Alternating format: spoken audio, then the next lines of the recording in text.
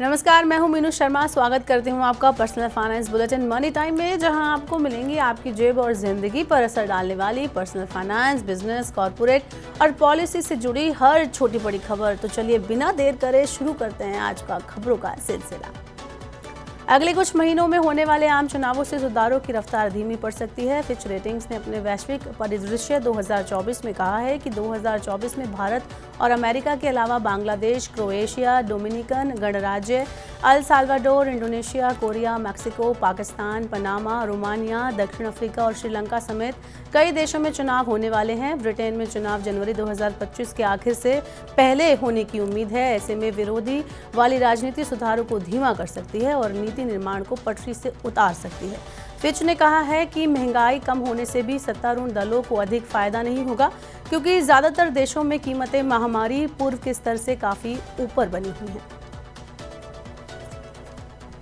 America और चीन के बाद भारत तीसरी सबसे बड़ी अर्थव्यवस्था बनेगा। वैश्विक रेटिंग एजेंसी S&P ग्लोबल का कहना है कि भारत 2030 तक दुनिया की तीसरी सबसे बड़ी अर्थव्यवस्था बन जाएगा। S&P का मानना है कि वित्त वर्ष 2026-27 में देश की GDP वृद्धि 7% तक पहुंचेगी। S&P ने वित्त वर्ष 2026-27 में GDP वृद्धि 7% पर पहुंच जाने का अनुमान जताया है। S&P ने उम्मीद जताई है कि भारत अगले 3 सालों में सबसे तेजी से बढ़ती अर्थव्यवस्था होगा। डॉलर के एक बार फिर मजबूत होने और अमेरिकी बॉन्ड यील्ड में इजाफा होने के संकेतों से आज सोना चांदी लुढ़क गए। दिल्ली सराफा बाजार में सोने की कीमत अपने सर्वकालिक उच्च स्तर से 1050 रुपये लुढ़क कर 63,250 रुपये प्रति 10 ग्राम पर आ गई। वहीं चांदी की कीमत भी 1,700 रुपये लुढ़क कर 78,500 रुपये प्रति किलोग्राम रह गई। MCX के वायदा कारोबार में सोने का फरवरी कॉन्ट्रैक्ट का भाव 46 रुपये चढ़कर 62,415 रुपये प्रति 10 ग्राम पर पहुंच गया। एक्सचेंज में चांदी का मार्च कॉन्ट्रैक्ट भाव 389 रुपये गिरकर 75,779 रुपये प्रति किलोग्राम रहा। मुकेश अंबानी को अब जुर्माना नहीं भरना होगा। सैट ने रिलायंस इंडस्ट्रीज के चेयरमैन मुकेश अंबानी और अन्य 2 कंपनियों पर जुर्माना लगाने का सेबी का आदेश रद्द कर दिया है। नवंबर 2007 में रिलायंस पेट्रोलियम लिमिटेड के शेयरों में हेराफेरी से संबंधित मामले में ये जुर्माना लगाया गया था। सेबी ने जनवरी 2021 में जुर्माना लगाने का आदेश दिया था। सेबी ने RIL पर 25 करोड़ रुपए, कंपनी के चेयरमैन मुकेश अंबानी पर 15 करोड़ रुपए, Navi Mumbai SEZ private limited पर 20 करोड़ रुपए और मुंबई SEZ प्राइवेट लिमिटेड पर 10 करोड़ रुपए का जुर्माना लगाया था। सेट ने सेबी को जुर्माने की रकम लौटाने का भी निर्देश दिया। शेयर बाजारों में तेजी मंगलवार को लगातार जारी रही। BSE सेंसेक्स 431 अंक उछलकर नए रिकॉर्ड स्तर 69,296 अंक पर बंद हुआ। NSE निफ्टी भी अब तक के उच्चतम स्तर 20,855 पर पहुंच गया। पावर बैंक समेत अन्य सेक्टर की कंपनियों के शेयरों में खरीदारी होने से बाजार में तेजी आई। इस तेजी के बाद BSE में लिस्टेड कंपनियों का मार्केट कैप 2.5 लाख करोड़ रुपए से ज्यादा बढ़कर 346 लाख करोड़ रुपए को पार कर गया।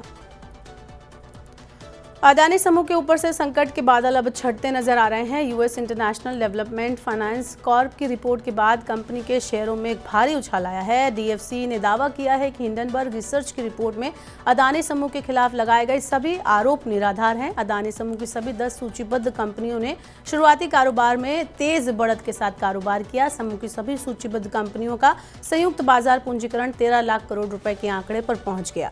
BSE पर Adani energy 20%, Adani energy solution 16.38%, Adani total gas 15.81%, Adani enterprises 10.90% उछल गए।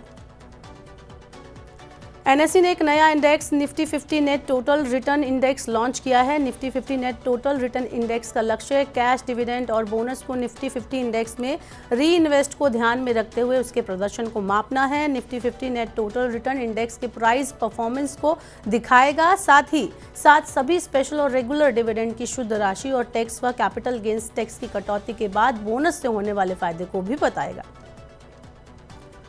SUV की बढ़ती मांग सड़क सुरक्षा के लिए खतरा है। Global new car assessment programme ने सरकार से बड़े वाहनों की बिक्री को हतोत्साहित करने की मांग की है।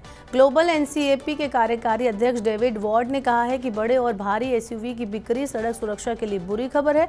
इससे कुछ जोखिम वाली सड़कों पर वाहन में सवार लोगों के लिए घातक चोटों का खतरा बढ़ जाता है, क्योंकि उनसे टकराने वाले वाहन की बोनट की ऊंचाई बढ़ जाती है। भारत और अन्य देशों में SUV की बढ़ती वृद्धि और मांग एक बड़ी सड़क सुरक्षा और पर्यावरण चुनौती है। सरकारों को इन बड़े वाहनों की बिक्री को हतोत्साहित करना चाहिए। कॉर्पोरेट बॉन्ड बाजार आने वाले सालों में रफ्तार पकड़ सकता है। क्रिसिल रेटिंग्स का कहना है कि मार्च 2030 तक इसका आकार दोगुना होकर 100 लाख करोड़ रुपए पर पहुंच जाएगा। क्रिसिल ने अपनी रिपोर्ट में कहा है कि कंपनियों की तरफ से जारी होने वाले बॉन्ड के बाजार में वृद्धि के पीछे पूंजीगत व्यय बढ़ना, ढांचागत क्षेत्र का आकर्षण और बचत के वित्तीयकरण जैसे कारण हो सकते हैं। मार्च 2023 से पहले के 5 सालों में कॉर्पोरेट बॉन्ड बाजार 9% की दर से बढ़ते हुए 43 लाख करोड़ रुपए पर पहुंच गया।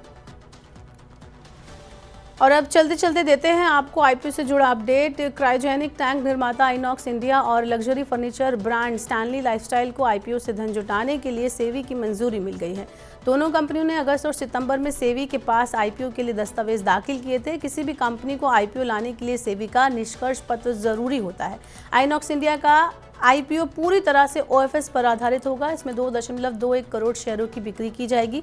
स्टैनली लाइफस्टाइल के आईपीओ में 200 करोड़ रुपए के नए शेयर जारी किए जाएंगे। तो ये थी मनी टाइम में आज की सभी बड़ी खबरें। वक्त हो गया आपसे विदा लेने का। अब आपसे होगी कल मुलाकात। पर्सनल फाइनेंस की खबरों को पढ़ने, सुनने और उनसे जुड़े खास कार्यक्रमों को देखने के लिए मनी 9 के सुपर ऐप को जरूर डाउनलोड कर लें। आज का हमारा मनी टाइम आपको कैसा लगा, नीचे कमेंट बॉक्स में अपनी राय देना ना भूलें। फिलहाल के लिए इस बुलेटिन में इतना ही। बने रहिए मनी 9 के साथ। नमस्कार, शुभ रात्रि।